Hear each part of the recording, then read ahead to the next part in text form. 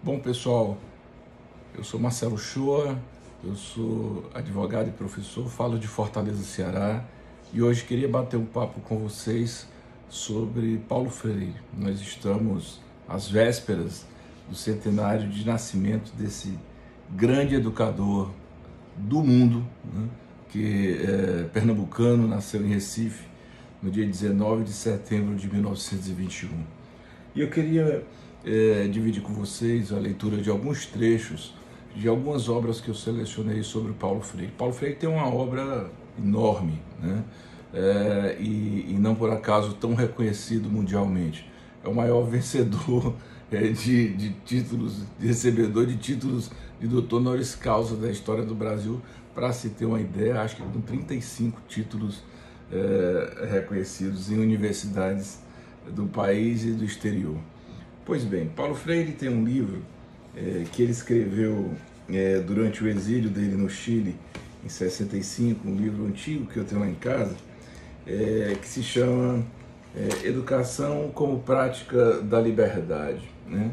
Esse livro, Educação como Prática da Liberdade, ele já começa a dizer que não há educação fora das sociedades humanas e não há o homem no vazio, né? Não há homem no vazio.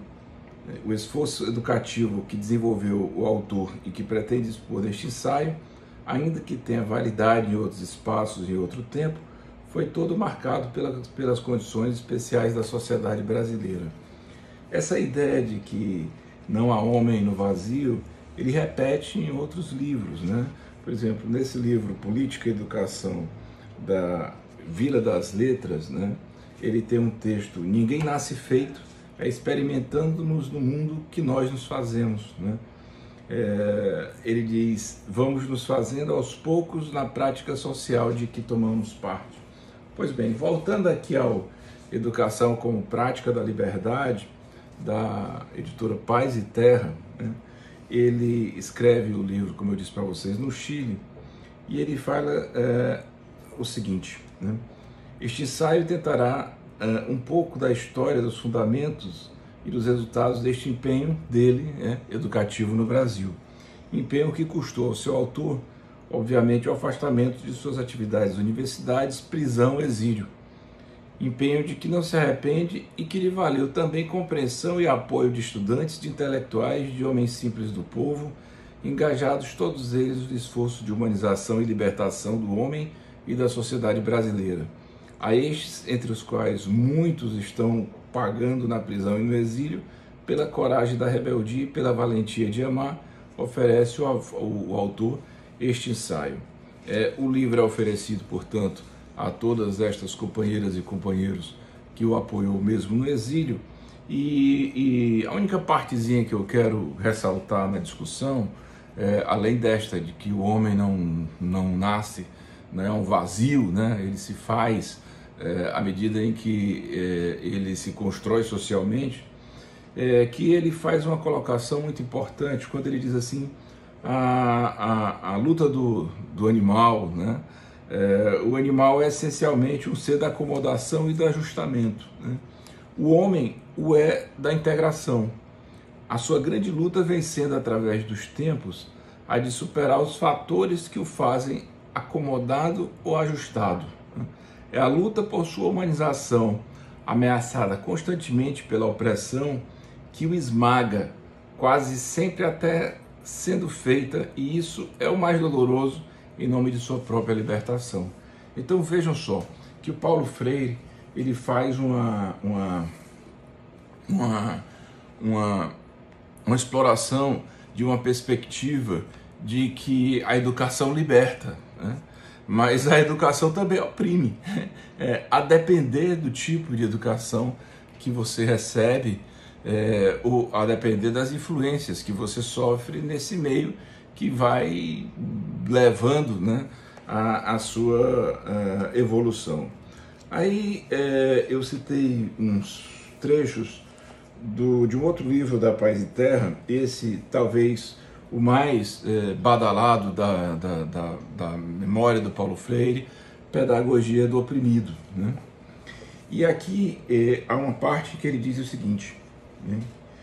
Somente quando os oprimidos descobrem nitidamente o opressor, né, e se engajam na luta organizada por sua libertação, começam a crer em si mesmo, superando assim sua convivência com o regime opressor.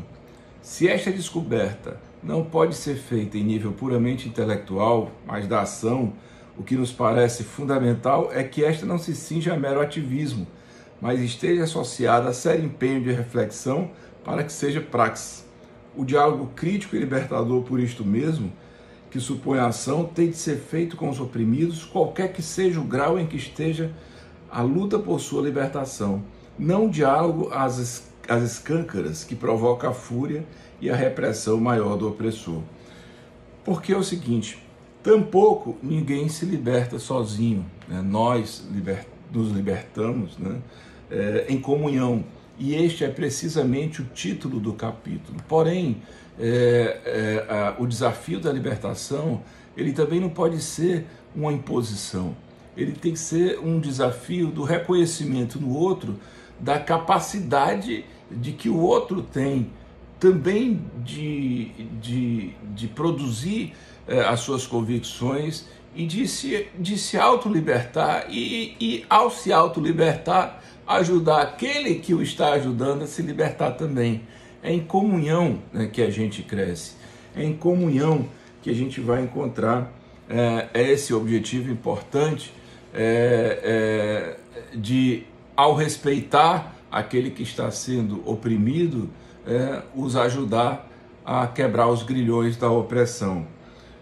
O Paulo Freire diz também, precisamos estar convencidos de que o convencimento dos oprimidos de que devem lutar por sua libertação não é doação que lhes faça a liderança revolucionária, mas resultado de sua conscientização. Quer dizer, a libertação não é um presente, a libertação é realmente a consequência da obtenção de uma meta, né, de uma consciência, né? A partir dessa compreensão de consciência, a educação ela vai deixar de ser meramente formal para ser um elemento crítico que irá impactar nas transformações tão importantes que precisam ser feitas na sociedade para que a sociedade seja minimamente decente para todo mundo. Eu selecionei um outro livrinho, esse que foi feito já posteriormente ao falecimento do Paulo Freire e foi coordenado pelo Walter Ferreira de Oliveira com a companheira do Paulo Freire, Anita Freire, Pedagogia da Solidariedade. E vou ler aqui o trechinho dos momentos em que selecionei para fazer uma última reflexão. Na verdade, foram diálogos que o professor Walter teve com o Paulo Freire, de fazer pergunta, Paulo Freire respondia. Pois bem, o senhor tem alguma explicação de por que alguns educadores ainda acreditarem que a educação possa ser neutra e livre de influência de valores? Aí diz Paulo Freire, vejam só que genial. Isto é muito difícil de explicar, mas eu estou certo de que uma das razões para isto, apesar de estes educadores não saberem, é o poder da ideologia. É muito interessante que muita gente hoje em dia negue a existência das ideologias. Não há mais ideologias, nem história, nem classes sociais, nem sonhos, nem utopias, nem esperança e assim por diante. No meu ponto de vista, a única forma de lidar com a ideologia é através da ideologia. Só ideologicamente alguém pode dizer que a ideologia desapareceu. O discurso que nega a existência da ideologia é em si tremendamente ideológico. Nós introjetamos a ideologia e nós a incorporamos, nós a colocamos dentro de nós. Eu tenho um exemplo deste tipo de introjeção que aconteceu comigo. E aí ele narra, pessoal, veja só, né? Para vocês verem como esse papel de que não há ideologia, de que você pode ter uma educação desideologizada ou absolutamente neutra, como isto é ridículo.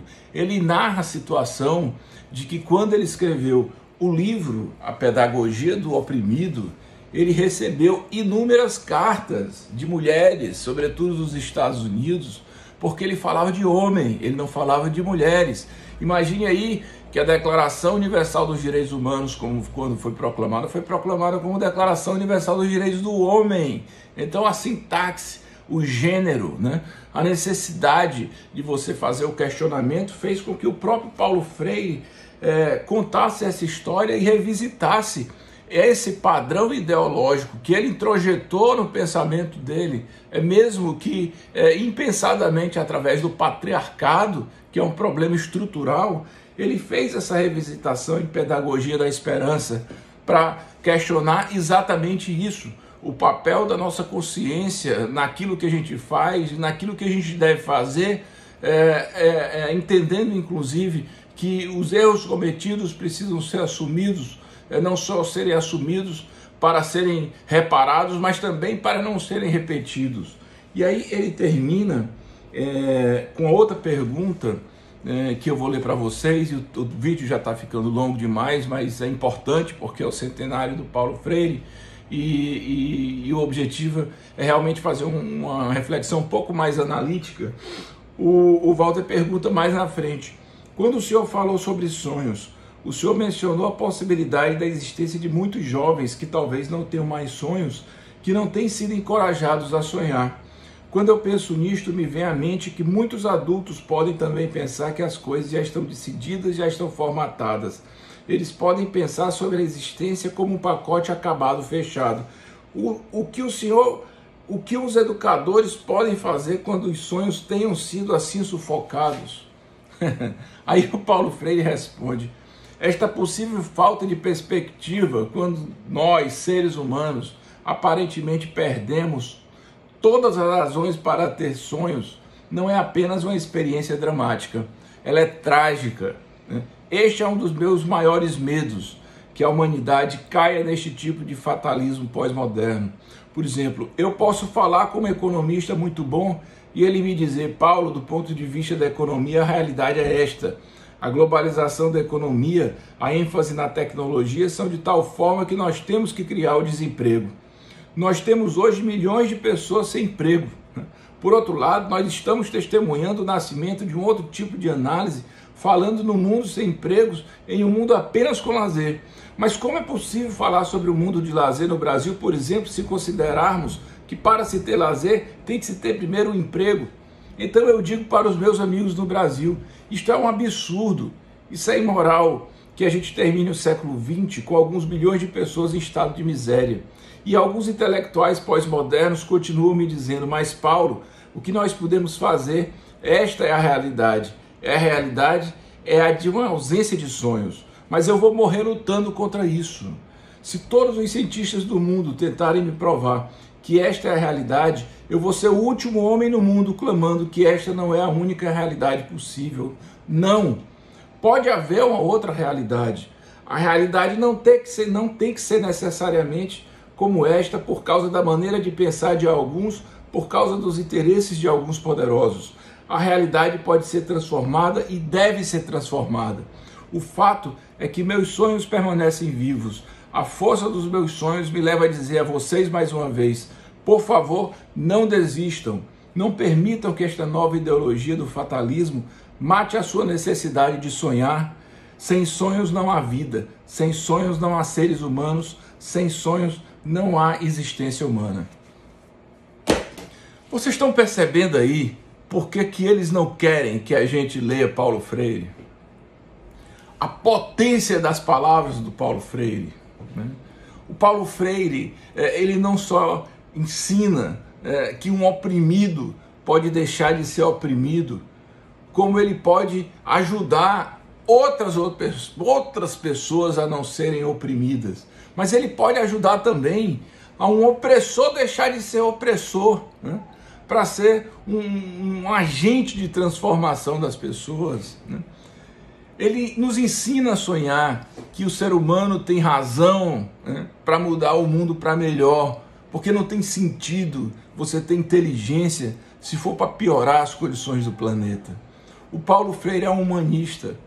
O Paulo Freire é um patrimônio da história desse país, não é só o patrimônio da educação brasileira, cujo centenário está sendo comemorado nesta semana, aliás, não comemorado pelo desgoverno. O Paulo Freire é um patrimônio da humanidade. E vou dizer mais para vocês, é porque eu não li aqui, não devia nem dizer isso. Ele ainda fala o seguinte, quando ele fala da beleza do universo das universidades, num desses livros que eu li, que não tem coisa mais extraordinária quando um professor, que ele considera um professor de um perfil mais de esquerda ou democrático, e colocar seu posicionamento e defende a luta de classe, que os trabalhadores precisam se unir, depois sai e entra uma professora com um discurso liberal, mais conservador, de que a estrutura de classe precisa ser mesmo mantida por causa do livre mercado, que eu não ia nem dizer isso, porque o mundo está tão acirrado e porque eu acho que essas pessoas que têm posicionamento adverso às vezes adotam um estilo de liderança tão obtusa, não no sentido de colocar o aluno como um agente também do debate, mas de impor suas posições. Mas isso é o Paulo Freire, é esse cara democrático, é esse cara que pensa que é possível no mundo caber todos, desde que a gente se compreenda, desde que a gente se entenda, desde que a gente manifeste os nossos posicionamentos com urbanidade, que sempre é possível, através da conversa, você melhorar.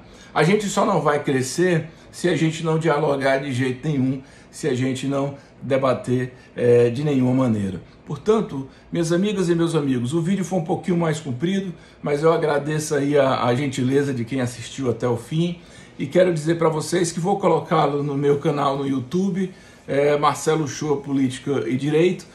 Tá longo o Twitter, mas vou compartilhar lá. Se você puder assistir lá no Twitter, hashtag Marcelo Shoa _, no Instagram é Marcelo Shoa _ e vou colocar também no Facebook. Fica aí o meu abraço, o meu sincero desejo de que todos tenham um final de semana muito bom, muito tranquilo em família, com saúde, com paz e felicidade para todo mundo, ok? Tudo de bom, sucesso e vamos para frente. Nós vamos vencer. Viva Paulo Freire!